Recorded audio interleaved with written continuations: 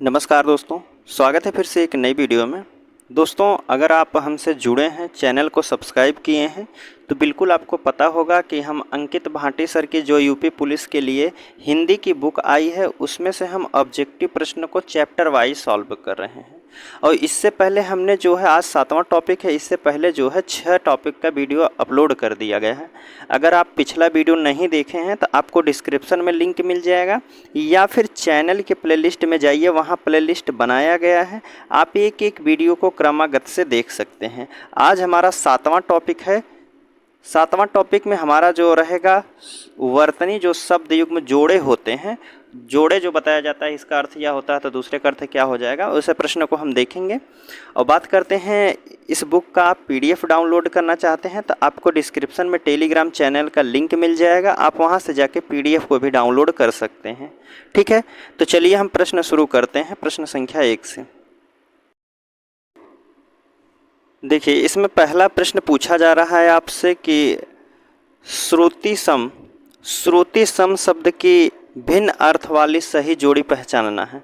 जो सही जोड़ी पहचाने, जो भिन्न अर्थ दे रहे हैं, एक का अर्थ अलग है, दूसरे का अर्थ अलग, तो वह कौन सा शब्द हो जाएगा? तो आप कहेंगे इसमें पहला वाला ही ऑप्शन है, कुल और कूल।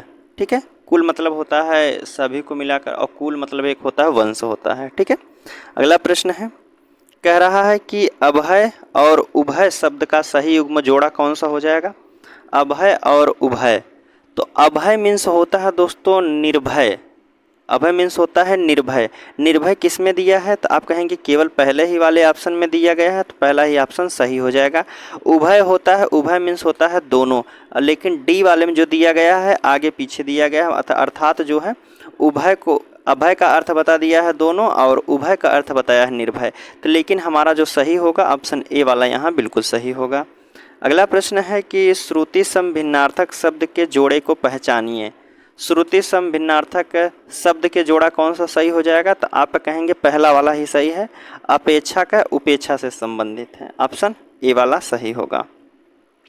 अगला प्रश्न है, अली और अली, अली और अली शब्द का सही अर्थ क्या हो जाएगा? अली मीन्स क्या होता है? तो आप कहेंगे अली मीन्स होता है भंवरा, और अली मीन्स होता है सखी, जो कि ऑप्शन बी वाले में दिया है, तो बी वाला सही होगा। अगला प्रश्न है कि शब्द युग्म का सही अर्थ क्या हो जाएगा? अम्बुज और अम्बुद। अम्बुज जिसमें जा लगा रहता है वह कमल का पर्यायवाची होता है, तो अम्बुज जो हो जाएगा कमल हो जाएगा। तो कमल शुरुआत वाले शब्द में केवल एक ही वाले में दिया है, तो एक बार पहला वाला यहाँ सही हो जाएगा। अम्बुज मीन्स होता है कमल, अम्बुद मीन्स होता है बादल, जिसमें ज़्यादातर दा लगा रहता है लास्ट में 80% वह बादल के पर्यायवाची होते हैं, और जिसमें ज लगा रहता है वह जाके 80% जो है कमल के ही पर्यायवाची होते हैं। अगला प्रश्न है, शब्द युग्म की कौन सी जोड़ी सही है? इनमें से कौन सा जोड़ा जो है सही बताया गया है?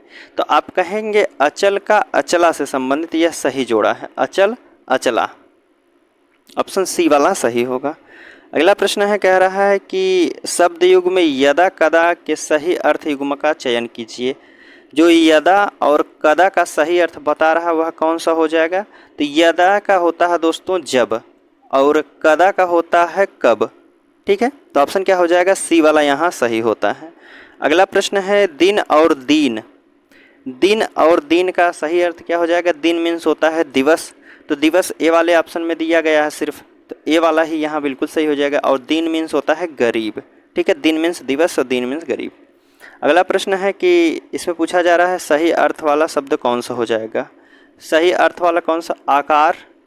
अब कह रहा कि आकर है और आकार है।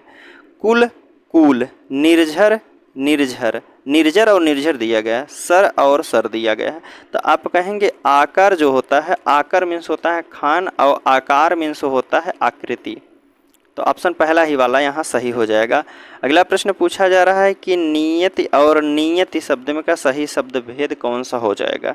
नियति और नियत का, तो हमसे पूछा गया है नियति और नियत की जो होता है, नियत मीन्स होता है दोस्तों निश्चित, और नियत मीन्स होता है इरादा, आपका क्या नियत है, आपका क्या इरादा है। ठीक है, अगला है कि कह रहा है चिर और चीर का अर्थ क्या होता है? चिर और चीर का अर्थ क्या हो जाएगा? चिर मीन्स होता है कपड़ा, और चीर मीन्स होता है पुराना, चीर मीन्स होता है कपड़ा। चीर बराबर क्या हो जाएगा? कपड़ा। जो ऑप्शन डी किसमें सी वाले में दिया गया है। चीर मीन्स होता है कपड़ा, तो सी वाला यहाँ बिल्कुल सही हो जाएगा। अगला प्रश्न है कि अम्बुज और अम्बुधि, अम्बुज और अम्बुधि का शब्द युग्म सही जोड़ा कौन सा हो जाएगा। अम्बुज, अभी हमने बताया है अम्बुज का जो होता है कमल का पर्यायवाची है। कमल जो है पहले ही ऑप्शन में दिया गया है, सॉरी कमल पहले में दिया है और दूसरे में भी दिया है, लेकिन अम्बुधि जो होता है धा जिसमें लगा रहता है वह सागर का पर्यायवाची होता है, तो आप कहेंगे ए वाला ही बिल्कुल सही हो जाएगा। ठीक है, अगला प्रश्न है कि मंदिर और मंदिरा, मंदिर और मंदिरा का अर्थ कौन सा सही बता रहा है, तो कहेंगे मंदिर जो होता है देवालय होता है और मंदिरा जो होता है वह अश्वशाला होता है।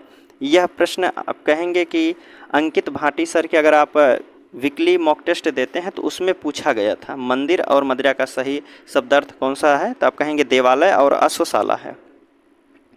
अगला प्रश्न है कि चर्म शब्द का समभिन्नार्थक शब्द क्या है। चर्म शब्द का समभिन्नार्थक शब्द क्या हो जाएगा। चर्म, चर्म मीन्स होता है दोस्तों आपका चरम होता है, ऑप्शन ए वाला ही यहाँ बिल्कुल सही होगा। अगला प्रश्न है कि कह रहा कि गाड़ी और गाढ़ी शब्द का सही अर्थ क्या होता है। गाड़ी, गाड़ी मीन्स होता है दोस्तों आपके यातायान जो होते हैं, तो आप कहेंगे यान होता है, और गाढ़ी मीन्स होता है गहरा, तो आप कहेंगे पहला ही वाला यहाँ बिल्कुल सही हो जाएगा, यान और गहरा से संबंधित है। अगला प्रश्न है कि निम्नलिखित में से कौन सा शब्द जो है अधि और व्यधि का शब्द अर्थ है। अधि का अर्थ क्या होता है और व्यधि का अर्थ वाला जोड़ा कौन सा सही बताया। सही कह रहा है कि अधि और व्यधि का, अधि और व्यधि का जो होता है दोस्तों मानसिक कष्ट होता है। क्या होता है, अधि और व्यधि का मानसिक कष्ट होता है, ऑप्शन ए वाला बिल्कुल सही होगा। अगला प्रश्न है कि शब्द युग्म पर्यंत और पर्यंक के सही अर्थ भेद कौन है। पर्यंत मीन्स क्या होता है और पर्यंक मीन्स क्या होता है, तो आप कहेंगे पर्यंत मान्य होता है आपका तक, और पर्यंक मीन्स होता है जिसमें का लगा रहता है वह पलंग होता है। ठीक है, तक और पलंग, ऑप्शन बी वाला यहाँ बिल्कुल सही हो जाएगा। फिर पूछा जा रहा है अनिल और अनल, अनिल और अनल का सही अर्थ क्या हो जाएगा। अनिल मीन्स होता है आप कहेंगे हवा, और अनल मीन्स होता है आग, तो हवा आग वाला ऑप्शन केवल बी वाले में दिया है, तो बी वाला यहाँ बिल्कुल सही होगा। ठीक है, अगला प्रश्न है कह रहा है कि शंकर और शंकर शब्द में सही अर्थ क्या हो जाएगा। शंकर मीन्स क्या होता है, तो आप कहेंगे शिव, और शंकर मीन्स होता है जैसे मिश्रित जाति का, किसी मिला के सभी को कहा जाता है शंकर, और शंकर एक होता है शिव। ठीक है, तो ऑप्शन क्या हो जाएगा, पहला ही वाला यहाँ बिल्कुल सही हो जाएगा। ठीक है, तो आज का हमारा प्रश्न जो है दोस्तों यहीं समाप्त होता हुआ। चलिए मिलते हैं आपसे अगले वीडियो में, तब तक के लिए धन्यवाद दोस्तों।